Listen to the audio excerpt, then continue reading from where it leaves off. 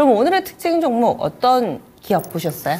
네, 오늘은 아무래도 반도체 관련 종목들이 쉬어가다 보니까 그동안 시장에서 약간 소외를 받았던 종목들이 움직였던 것 같아요. 대표적으로 오늘 움직였던 종목이 원전 관련 섹터의 대표적인 두산 에너빌리티를 가지고 나왔습니다. 네, 두산 에너빌리티. 재료가 있었죠? 예, 뭐 재료보다는 실제 재료 자체는 나왔던 내용 자체는 사우디 쪽에 복합 화력 관련해 가지고 기자재 쪽에 1,500억인가요?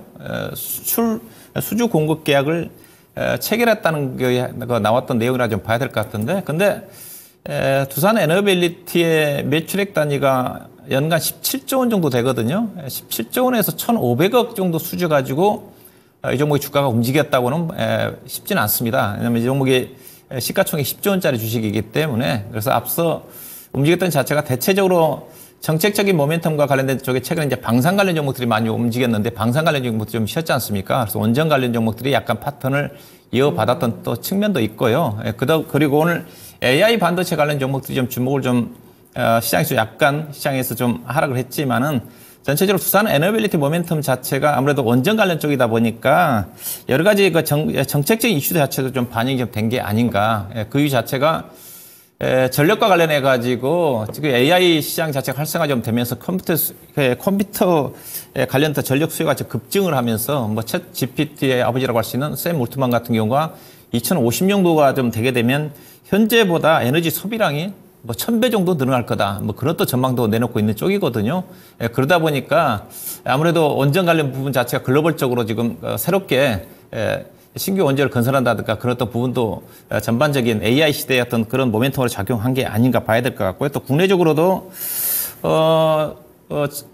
전력 수급 기본 계획이 올해부터 2038년도 사이에 15년 단위로 해서 수입을 하는데, 상반기 때 전력 수급 계획안이 우리나라 좀 발표될 거란 전망이거든요. 거기에서 기대할 수 있는 것 자체가 우리나라도 지금 원전을 좀 추가적으로 그런 전력 수요에 따라서 특히 용인 쪽에 360조 원 규모의 반도체 클러스터 단지를 짓지 않습니까? 거기에 대규모 전력이 좀 소비가 좀 되거든요. 거기 전력을 끌어오기 위해서는 삼척이라든가 영덕 쪽에 추가적으로 원전을 좀 건설하는 계획이 이번 전력 수급 계획안에 발표가 좀 되지 않겠는가. 뭐 그런 어떤 부분도 오늘 주가의 움직임이 전개됐던 게 아닌가 봐야 될 것 같고요. 그다음에 꾸준하게 제기되고 있는 체코라든가 불가리아 원전에 대한 해외 원전에 대한 수주의 기대감 자체도 오늘 주가의 상승 모멘텀으로 작용한 게 아닌가 봐야 될 것 같고요. 일단 두산 에너빌리티는 알다시피 두산이 매일 지주회사고 두산 에너빌리티는 중간 지주회사 성격입니다.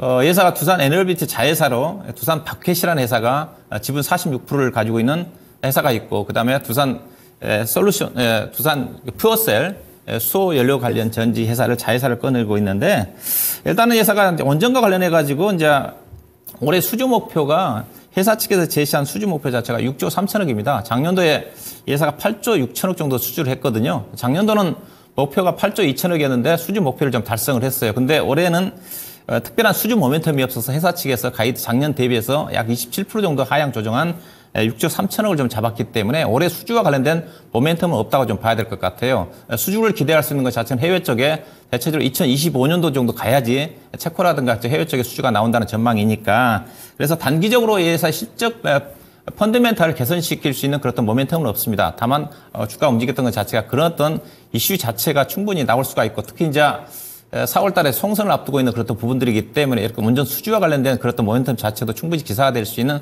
그런 부분들이 작용한 게 아닌가 좀 봐야 될 것 같고요.